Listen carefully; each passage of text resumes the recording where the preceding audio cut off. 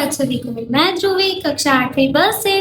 आज मैं आपके सामने एक नाटक प्रस्तुत करने जा रही हूँ जिसका नाम है एक टोकरी भर मिट्टी।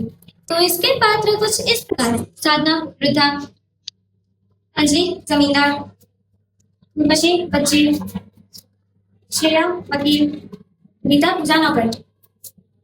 तो हम शुरुआत करते हैं। इसकी शुरुआत कुछ इस प्रकार है कि श्रीमान जमींदार के महल के पास एक गरीब अनाथ वृद्धा की झोपड़ी थी। जमींदार साहब को अपने महल का अहाता उस झोपड़ी तक बढ़ाने की इच्छा हुई। मुझे मेरा घर का अहाता बढ़ाना, लेकिन उस बुढ़िया की झोपड़ी बीच में आ रही, तो फिर तुम कैसे भी करके उस बुढ़िया को उस झोपड़ी से निकालो। ठीक है, मालिक अभी खाली करवाते हैं।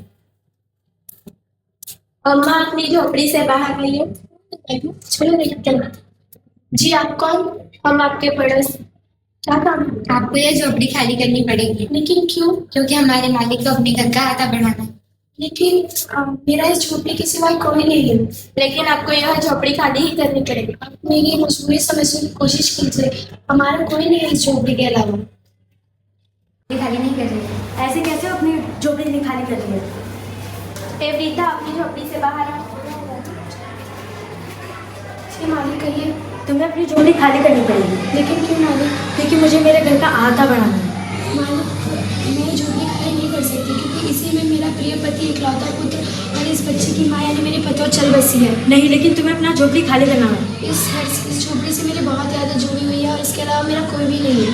नहीं, तुम्हें अपनी झोपड़ी खाली ही करनी पड़ेगी। मालिक समझिए, मेरे इस झोपड़ी के अलावा कोई नहीं है। आज तो मैं जा रही हूँ, लेकिन तुम्हें अपनी झोपड़ी खाली ही करनी पड़ेगी।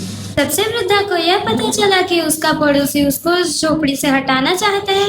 तब से वह मृत प्राय हो गई थी। उसका उस झोपड़ी में ऐसा मन लग गया था कि वह बिना मरे उस झोपड़ी से निकलना नहीं चाहता। श्रीमान के सारे प्रयत्न निसफल हुए। तब वे अपनी जमींदारी चाल चलने लगे। ए नौकर, तू जा और जल्दी वकील को बुला कर लेके आ।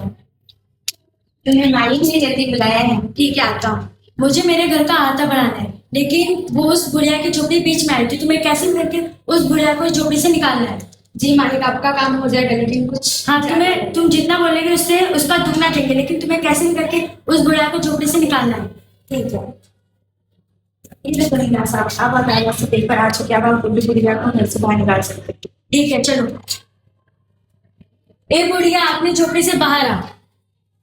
जी मालिक, कहिए। अब से तुझे अपनी झोपड़ी खाली ही करनी पड़ेगी। लेकिन मालिक क्यों?